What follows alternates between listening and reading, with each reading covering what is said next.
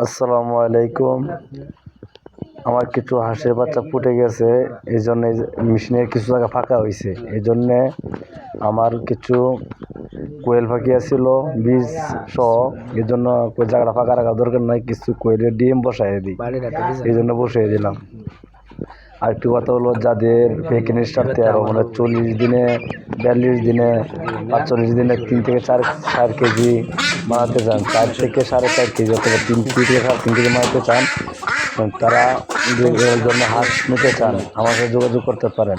পাইকারি ও খুচরা মূল্যে বিক্রি করা হয়। এটা শুধু 20 ডিম বিক্রি করা হয় না, কিন্তু দেশি ডিম 20 ডিম বিক্রি করা হয় গ্যারেন্টি সহ।